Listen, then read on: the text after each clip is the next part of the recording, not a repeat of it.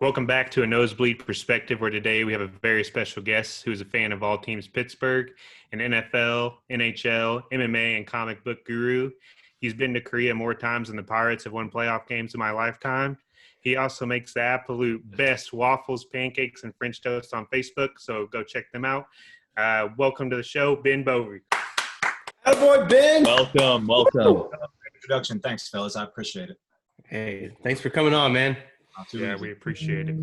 Well, we'll go ahead and roll right into it, man. We got a big UFC card coming up. I'm pretty excited about. It's going to be on my time, June 11th at 4 a.m. I'm going to try to get a little group of guys together, but we're a couple of degenerate bettors, so if you could kind of help us out and give us your predictions on some fights for that and which fight you're most excited for.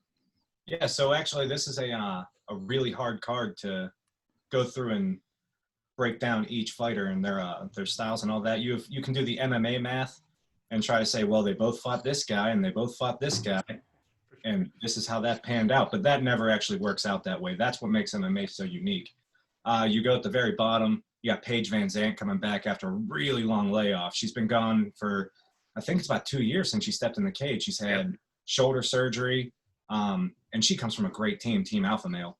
So you have her, and she's fighting against names Amanda Ribas, right? Yep. So this is what usually happens in these fights. You get this essentially no-namer coming in against a huge draw in Paige VanZant.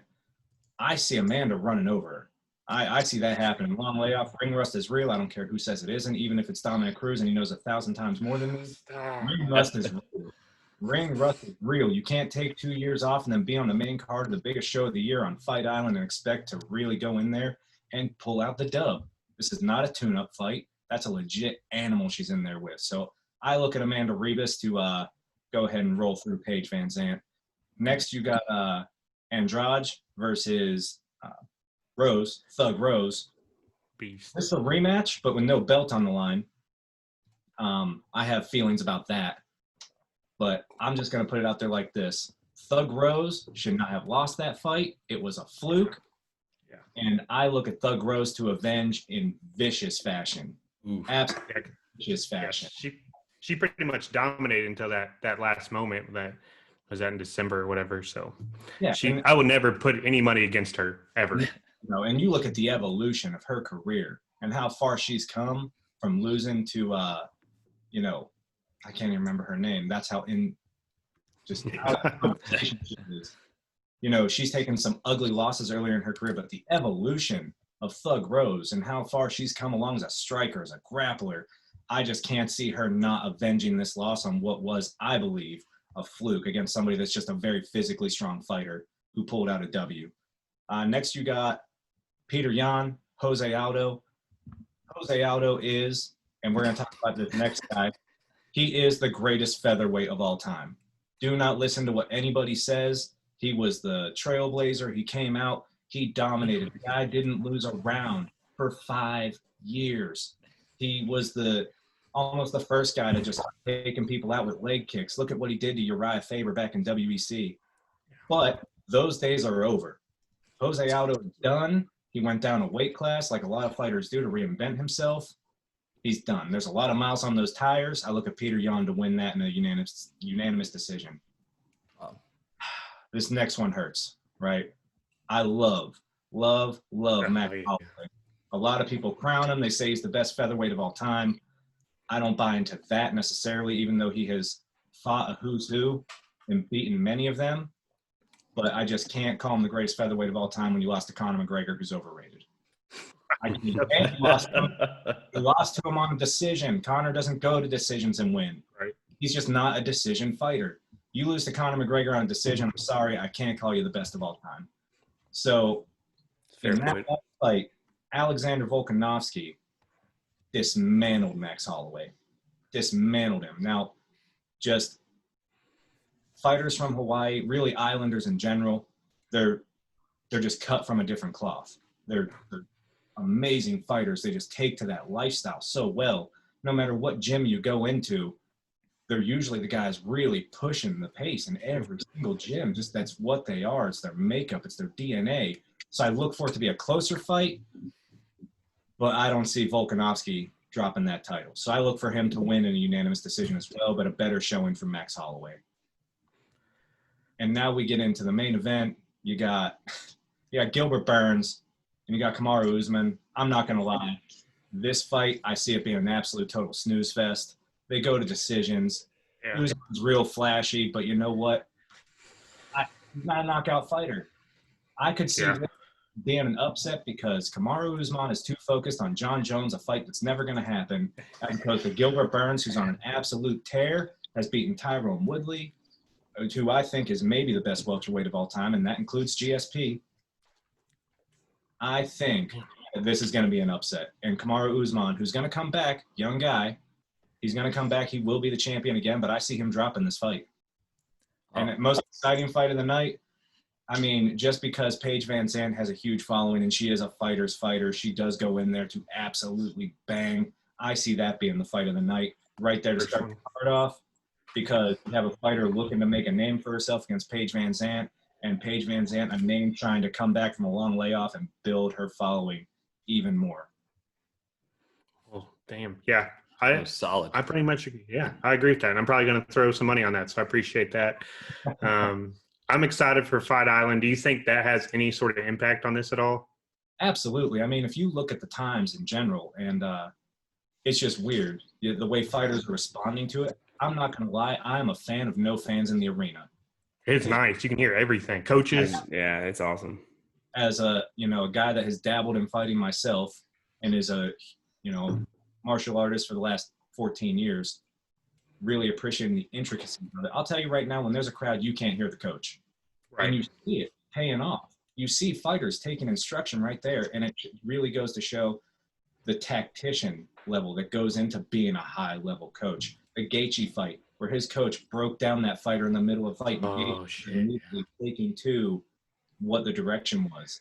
That is amazing. I'm more of a fan of that, but I'm a fan of the sport. Now, granted, it's not going to stay that way because it's a business. And like anything else, I mean, you can't drop the $5, $6 million, $7 million games.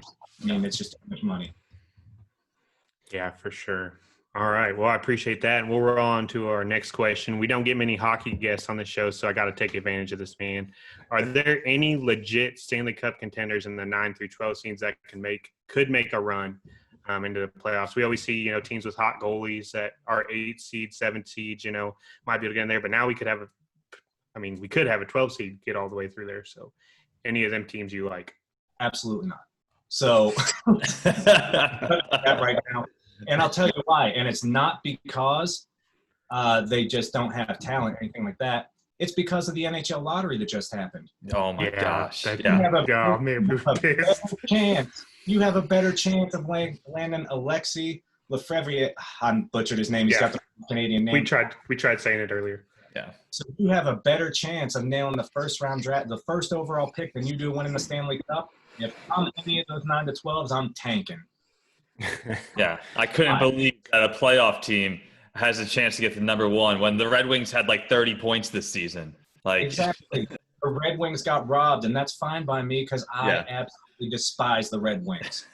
So that's fine. But if those 9 to 12s, I'm just saying it right now, I didn't think they had a chance in hell before. Now, absolutely not. Yeah. Those are all talent-stricken teams that need talent.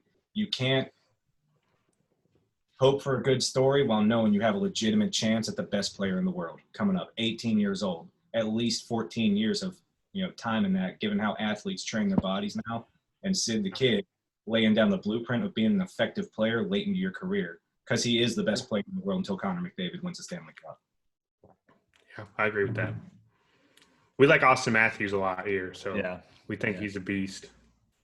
That's okay. I mean, it's easy to be Sidney Crosby when you've got Evgeny Malkin and Fleury back in those days. But so let's talk about Sid the Kid. If you want to talk about supporting cast and this, that, the other, Sid the Kid does more than any player in the NHL. He could have been the best defensive forward in most of his career, but they only give that to washed-up players. It's a consolation award. 180% of the seasons he's played. Look at the history of that award. Yeah. Good player. Yeah, you're right. Sid the Kid if you really know how to watch hockey, you're watching off the puck. If you're only watching the puck, you're only watching 10% of the game. He's constantly moving. He's constantly setting up other players. The way he slashes across the ice and draws the attention of a defense, it's unlike anybody in the NHL. The only person close to him is Ovi. That's it. It's those two in a class of their own. Connor McDavid can't win in the big game, and that's why he's not in the conversation. Yeah, true. Yeah. All right, that's all I got, fellas. Solid. All right, so I'm gonna keep it on the hockey pace. So the Penguins, talk about Fleury already. So going to Matt Murray versus Jari. If you look, Matt Murray and Jari essentially had identical stats this season, and Matt Murray's career stats are identical with Jari. I mean, obviously Jari has only played a handful of games or like this season, but their stats are identical. They're practically the same goalie, except for the fact that Matt Murray came in as a rookie and won a Stanley Cup and has continued to prove himself. They're both due contracts. Who do the Penguins keep? Who goes away? So this is tough, right? Because you have Matt Murray, who was an absolute monster in the playoffs and 2 cup runs. He basically took a fan favorite, potential Hall of Famer in Mark Fleury, and ran him out of town. Yeah. The Flower, we love him. We still love him in Pittsburgh. You go through Pittsburgh during hockey season, people are either wearing Penguins jerseys or they're wearing a Vegas Knights Marc-Andre Fleury jersey. We have no ill will, but Matt Murray, he's pricing himself out of Pittsburgh. You got to put talent on the ice, and you can't do it if you're paying your goalie $12 million. He's making 3.75 right now. It's just too big of a jump for the Penguins, who have a lot of talent, a lot of veteran talent that mean big salaries. You can't keep him. It's going to be Tristan Jarry unless Matt Murray goes on an absolute, I'm talking, shuts out the entire Stanley Cup final run. That's the only thing to keep him in Pittsburgh, because Tristan Jarry, while stats identical, he's a much better stick handler, right? He handles the puck significantly better, which helps your defense out. Mm-hmm. And when you have a guy like Chris Letang, who's your best defender and one of the best defenders in the NHL, a definite future Hall of Famer, you can't, and he's very injury prone. You need a guy who can handle the puck on the back end along with guarding the pipes. You just can't go with a guy like Matt Murray, who's going to command probably 70% more than Tristan Jarry will. Yeah. No, that's a point of view that I agree with that heavily. I do think that, especially because of Matt Murray's past successes, he's definitely going to be asking for quite a bit of money, whereas Jarry won't be. So I do think that they go with Jarry also. And I definitely agree with the stick handling goalie. I'm a Devils fan. Martin Brodeur, used to seeing it. So definitely can feel the importance of having a stick handling goalie. All right, next we're going to go into football with Big Ben. His contract's up 2021. Is he going to go for 1-year contract 1-year contracts? Is he going to try and keep playing, or what's going to happen with him in your opinion? This is Big Ben's last year in Pittsburgh. Period. Okay. That's what it is. Love my Steelers. I've been spoiled as a fan.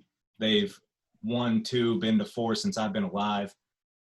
And the guy, he's thrown up Hall of Fame numbers, guaranteed Hall of Famer. He is the best quarterback in that class. If I have to choose between Eli Manning, Phillip Rivers, and Ben Roethlisberger to win a game in the fourth quarter to save my life, I'm going with Big Ben. Absolutely. The guy's a proven winner. However, if you look at the makeup of that team and you look at where he is in his career, when he comes back, coming off elbow surgery in your late 30s, I don't see him being the starter past week 8. I see him going on the injured reserve, given his history, a lot of miles on those tires. I don't see him wanting to come back. Okay. So who do you think plays quarterback then? Because, they have some terrible backups. So I have not entirely given up hope on Mason Rudolph. Really? I think might be the only Pittsburgh fan or NFL fan. Are you going to put a Rudolph jersey on your wall there? I do not. As long as he can play better than he fights, we should. So it goes like this, right? So Mason Rudolph is a guy that came in eclipsed by a quarterback that didn't want him there, is a future Hall of Famer, an icon in the game right now. Has a blank check in Pittsburgh to play as long as he wants. That's why I think it'll come down to him not wanting to be there anymore, because the Steelers pride themselves on loyalty in the big positions. That's head coach, GM, quarterback. I think last year he did not expect to ever get in that season. I think this year he takes that time, trains, works at it, knowing he has a legitimate shot to be the quarterback, especially when the Rooney's already signed off, said they're not getting a backup quarterback because Mason Rudolph is the backup quarterback. They could have gone after Cam Newton. They could have gone after a bunch of guys and put themselves in there. There were people that could have been released that are not key contributors to open up the cap space to address that. The team believes in Mason Rudolph. I believe in the team. I believe in Mason Rudolph. Ooh, loyalty. Point. Love it. Love that loyalty. That speech got me That's a good fired. speech. Oh, shit. Mason Rudolph should listen to this. I might draft Mason Rudolph first overall in fantasy now. Well, come on now. Let's talk about If Mason Rudolph heard that speech, you would hype him up. Oh, yeah. I would. All right, that's what we got. Okay. All right. So we'll keep it with the Steelers then. So obviously, after a horrendous just display of offense last year, let's not sugarcoat anything. For how good that defense was, and they had no business winning the amount of games that they won. And I mean, they even beat my Rams last year in a game that, like, I was like, all right, we're gonna win this game. Yeah. But yeah. So I mean, what are your realistic expectations going forward this year? I mean, obviously, we just talked about Big Ben, your feelings on him. So if you think, Mason Rudolph has that extra year, he comes in, or whatever the case may be, if Big Ben sticks around for the season, what are your expectations in that division? That is a really tough one with obviously the Ravens and then, the Browns. These guys love the Browns this year, which I get, but I don't. So what do you think? So this is almost going to sound countering to my other point. Ben Roethlisberger will not be the starter by the end of the season. I see him going out by week 8. The Pittsburgh Steelers will win this division. Ooh. Win this division. Wow. Wow. Heavy Bengals, even with Joe Burrow, guess what? You ain't playing in college anymore, and you're with the Cincinnati Bengals. Yeah, you're Bengals are like 4-12. Yeah, I don't see them losing a game to the Bengals. The Cleveland Browns, that team will implode. Odell Beckham will not be on that team by the trade deadline. I'm calling that right now. As much as I like Jarvis Landry, Myles Garrett has attitude problems. He's going to be the next Ndamukong Suh. I see him getting suspended again this year. Again this year. And then the Baltimore Ravens, right? They had a great draft. They got Lamar Jackson, who I absolutely love. Wanted the Steelers to get him. He'll be hurt this year, guaranteed. The Madden curse plus the way he plays and runs. First off, quarterbacks don't run. That's not your job. That's not your job. Your job is to scramble, open up some holes. Your job is not to run the ball. And the way he takes hits, I do not see him lasting because he is not built the way a guy like Cam Newton was, who made a career out of that for a couple years, but eventually the tires fell off. That's what happened. He's not a physically strong guy like some of the other runners have been. So I don't see Lamar Jackson, if they play that style of football again, I don't see them being able to compete. And who beat the Ravens in the playoffs? The Tennessee Titans. I don't see that defense being better than the Steelers. I think a blueprint is laid out for a young quarterback. I think he has a huge regression, and I think the Pittsburgh Steelers, with the best defense in the NFL, capitalize on that. I think they win the division at 10-6. Oh, wow. Yeah, I mean, it's interesting. You obviously you talked about the blueprint for Lamar Jackson, and this is a huge year for him. So I'm a big Lamar. I mean, I've been watching him. I'm a big Louisville fan. Obviously, I've been watching him forever. But it's hard to say he's going to repeat what he did last year because of what it's the NFL. It's not college. So it's a huge year for him because if he can pull it off and at least it doesn't even have to do as good. If he can remain almost at that level, obviously, then this dude's a problem. So, but man, yeah. So 10-6, Steelers win the division, huh? Yeah, and that brings me to my next point. How dare two of you put the Browns over the Steelers? I'm Browns for the last 30 years? I believe. Tried to tell him. I believe in Baker Mayfield. I'm not a Brown. He's an OU fan. Yeah, I'm an OU guy. Right. Yeah. Get out of here. What's your excuse, Gibby? So I'm just like with the hockey talk, how you talk about if you're only watching the puck, you only watch 10% of the game. So I'm a big O-line guy, and I can't think of his name right. Jonklin, the right tackle. Conklin. Conklin. Man, that dude, he set the edge a lot of times for their play action rollout. And I think that is just maybe the biggest free agency pickup in the NFL. I think that O-line is awesome. And I think they have the best 1-2 punch in the NFL at running back. Yep. And I think they're like, yeah, Baker, you're not what we thought you were, but you could be – we're going to just do some checkdowns and stuff. I don't like the coach there, but I do love that offensive line.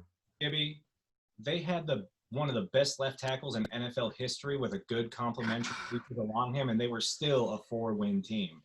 I know. They didn't win a playoff game with Joe Thomas his whole time there. Whole time. That man a disservice. He's a Hall of Famer. One of the best left tackles to ever lace up cleats, and they did him dirty. That's why Joe Hayden ran to the black and gold the first I mean, between like they got the 1-2 punch at running back, the 1-2 punch at tight end, the 1-2 punch at wide receiver. Their D line is, as long as Garrett doesn't get suspended, like you said, their D line looks sick. Like their cap space. They could still get so many free agents. Yeah, it does not matter. We're talking about the Cleveland Browns. When you say 1-2 punch here, 1-2 punch there, who has to give those guys the ball? Exactly. Maybe Case Keenum at worst. Hey, if they're smart, they'll put Case Keenum in. I agree with that. I agree. See? Oh my God. Thank you. Finally, somebody on my side with the, Jesus. At least he'll be somewhat smart. I just don't see Baker Mayfield. Baker Mayfield cover of Madden 2022. Oh my God. Maybe Lamar Jackson gets out in the curse. Baker Mayfield's so bad that he just absorbs the curse from Lamar Jackson. Because I wouldn't mind. I mean, if Lamar Jackson stays healthy, right, the Ravens are clearly going to win that division. If he's healthy, they're going to win that division. I just don't see it happening with a clear blueprint on how to beat him now and him taking more hits because of it and forced to throw. I think he'll get frustrated early when the passing lanes aren't there. And he's flustered, tries to go back to what he knows how to do, and that's run. And I think that's going to cause an injury. That's my reasoning behind that. Yeah, let's give my boy some credit, though. He could throw the ball. He can. He's got it. Yes, he can. He's progressed. He's sometimes blind. He's going to get better. He's pretty blind. Well, there is a wild card out there, so I should address this as the Steelers fan here. If Antonio Brown signs with the Baltimore Ravens, which there's reports out there. Really? I'll throw it like this, throw out everything I just said. Yeah. Because he'll be suspended for the 8 games, the Ravens will win the Super Bowl. Antonio Brown is the best receiver in the NFL, even though I know. I saw those reports about him going to Seattle. I just wanted to kill myself. Like, I just, that's just, all right, let's wait till next year. Wait for him to implode on himself. Exactly. Well, I'm with you with the Steelers. I really like them this year. I've talked about it in the recent episodes. I'm big. I think they make the playoffs. I don't think they win the division. But like you said, that it definitely opens up if he does go down, Lamar. So RG3's, he'll go down too. Yeah, probably. Yeah. Just on their practice squad. Call that guy. All right. So I got another question about the Steelers. So who is your favorite Pittsburgh Steelers? It's one of the most popular, famous, dominant franchises in NFL history, obviously. So who's your favorite, past or present? We'll start with the past. Who's your favorite Pittsburgh Steeler? Oh, man, that's a great question, especially since I grew up, you had Rod Woodson when I was real young there. You had Jerome Bettis. We just had these monster guys. Alan Faneca, I absolutely loved watching as a left guard. You really appreciate the offensive line when you're watching a Hall of Famer. He will get in next year, by the way. But my favorite Steeler of all time is almost a no-namer. His name's Mark Bruner. He was a tight end in the 90s. I remember Mark Bruner. Yeah, he was a tight end in the 90s, got picked up in the expansion draft by the Houston Texans, and you would watch the game, and the guy was he had 1,500 yards or something in his whole career, but he was the best blocking tight end in football. The way he would steal the edge, he was like an extra tackle that you had to respect a little bit because he was a first-round draft pick. He had the pedigree. So the way Jerome Bettis would come off the edge and had another guy to seal just like a tackle, it was just beautiful to watch. He never got nearly enough credit for the success of the late 90s, early 2000s Steelers. The guy was an absolute monster on the field. The way he blocked, I love it because I appreciate the small parts of the game that make the big parts possible.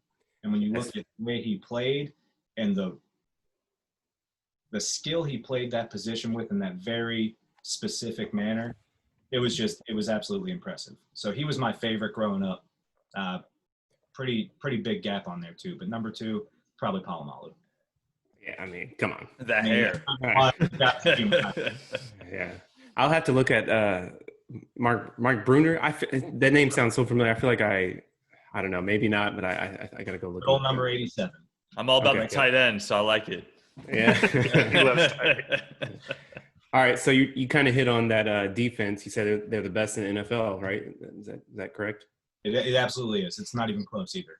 Ooh, not even close. I mean, it's hard to disagree with. So 39 turnovers last year. Come on, it's not even close. Yeah, that Minka Fitzpatrick pickup was just ridiculous. I mean, it was a win. A lot of people hated the draft, and I was like, why would you hate the draft when we got Minka Fitzpatrick as their first-round draft pick? Yeah, you trade that every single time. Pick it every single time. Yeah. So who's your favorite player on that new young defense? I mean, because they're all pretty young. All the stars on that defense are young players. So. Yeah, and it's actually the leader up front. It's Cam Hayward. Dad was a University of Pittsburgh guy. He's well established in the community. Love Cam Hayward.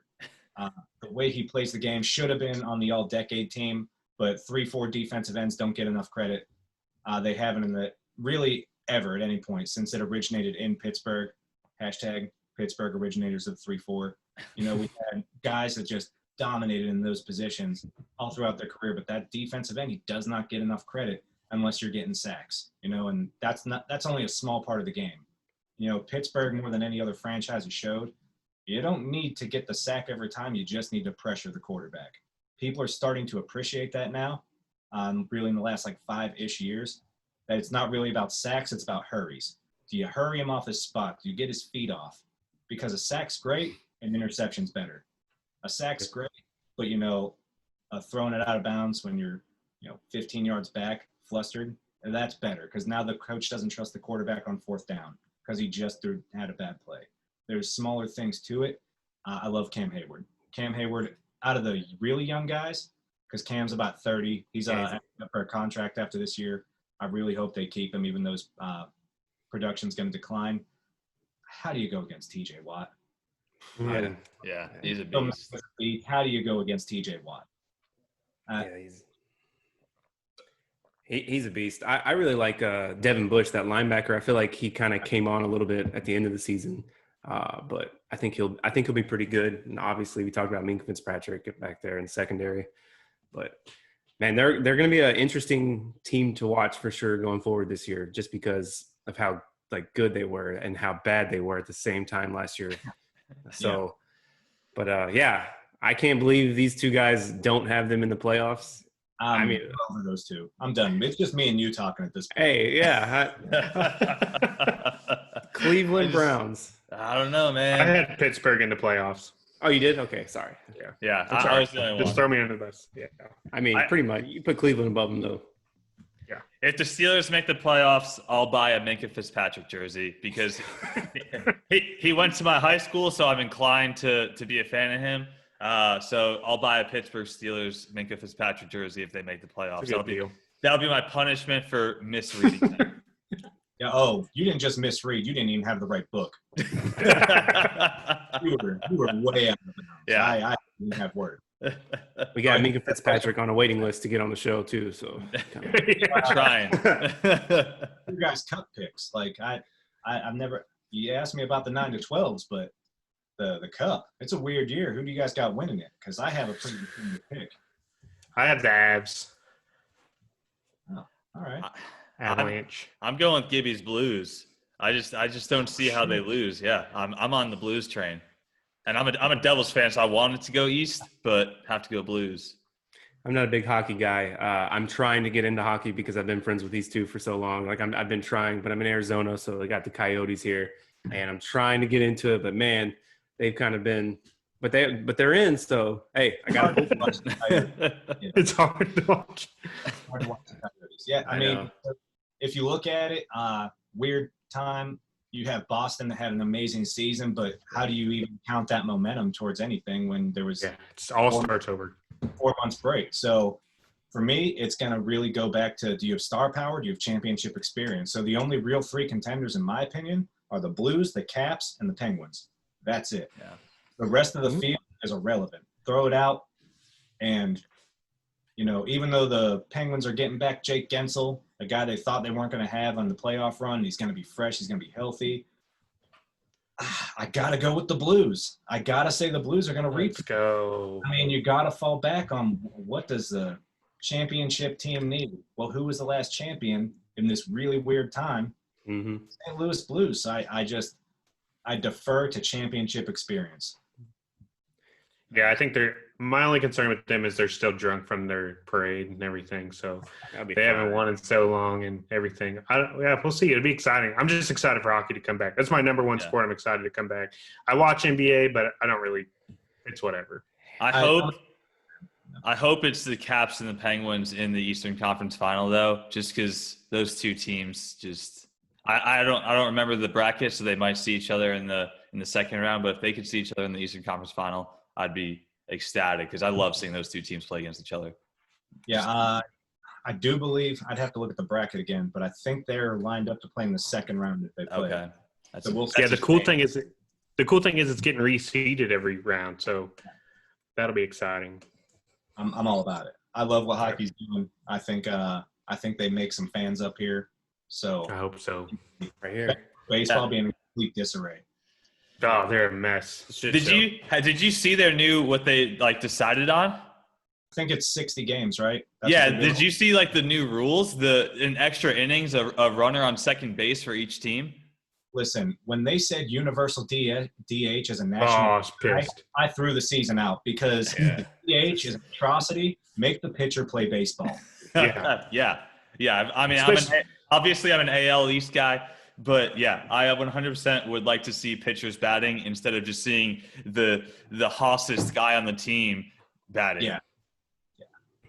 Yeah. I do. I'm a Diamondbacks fan. We just picked up Madison Bumgarner, who can hit the ball. He can. And then DH. I'm like, what?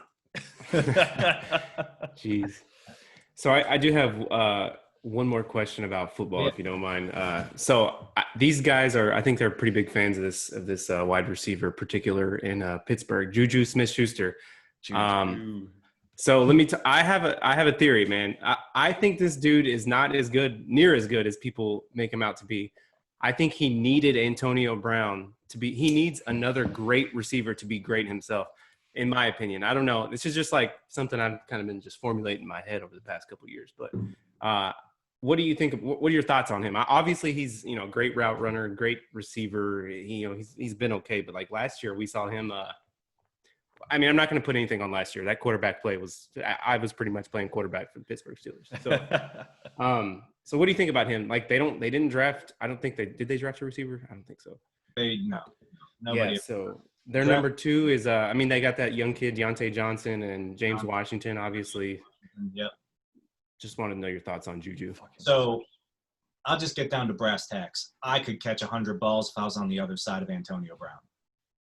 He's this guy on the same page. He demands not double, but triple coverage to really cover the complexity of his game as a wide receiver. Not just the normal facets of it of this is your route, run the route. The innovation, the way he moves, the way he adapts on the run with a play with a guy like Ben Roethlisberger, the way he did with Tom Brady. Anywhere that man would have gone, he would have succeeded and been the best. Juju Smith-Schuster is overrated. The Steelers will not re-sign him because he will ask for so much money. Love the guy. He does a lot of really cool stuff on social media. Absolutely. Football games. Brass tacks, and that's what Pittsburgh's about. They don't care about your Twitch account. They care about, are you going to if you're not going to add to ring number 7, get out of time. That's just the brass tacks of it. I like Juju as a guy, but as a receiver, as a leader of men, as a bona fide guy to throw a captain star on, I don't see it. When you have guys like Antonio Brown, who even though he was crazy, pushed the team to be better. When you had a guy like Hines Ward, pushed the team to be better. When you had a guy in the 90s like Yancey Thigpen, who pushed the team to be better. And then the lineage of receivers in Pittsburgh, people don't give them enough credit. You had John Stallworth and Lynn Swann in the 70s. You had Yancey Thigpen in the 90s, who was a monster. You turned one receiver, Cordell Stewart, into an amazing quarterback. And I say amazing for a reason. He set the blueprint for what quarterbacks really are today, and I'll argue that up and down. The lineage of receivers in Steelers Nation, it's almost unrivaled. It's almost unrivaled. Yeah, and that's kind of what I was getting at. I just don't feel he is that true number one receiver in the National Football League. So he's not throwing a team on his back. He's not making the hard catch. The guy has fumbled away the playoffs in each of the last 2 years. Ooh. He fumbled the playoffs. He did. Both seasons, 2 seasons, he has fumbled the playoffs away. The guy's not a winner. He's not clutch. When this new Madden comes out and the clutch stat comes out, Juju better be a 0. Yeah, I think he was like an X Factor last year, wasn't he? He was, and I don't know why. Oh man, What do you play Madden on? Come on now, you know I'm on that 360 or that Xbox. Hey, we got to get you in. We got a league. Yeah. I'm definitely on the one. I will say this though, as soon as the new systems come out, I'm probably jumping ship to PlayStation. It looks nice. It does look dope. This generation. Oh man, well I'm glad we pretty much had the same thoughts on a lot of things. Sorry, I'm trying to get into hockey, man. I just right now it's hard because there's nothing going on. I'm trying, so give me some credit. I mean, I can't say I would have got into it if I didn't grow up watching Mario Lemieux and Yama Yama. So. Yeah, and I'm from Kentucky. There's no hockey even close to us. Like people there act like they're Predators fans, but they're not. They don't know anything about that. Yeah. Well, all right. Well, man, I appreciate you coming on. This was a good talk. Hopefully we can get you back on here when the Steelers go to the playoffs or before that, whenever you're free. Hey, man, anytime there's a good fight card, you guys can invite me on. I'll school you. Yeah, absolutely. For sure. Let us know your bets. Oh, by the way, fight card tonight, Dustin Poirier, Dan Hooker. That's a good fight. That's a good fight. All right.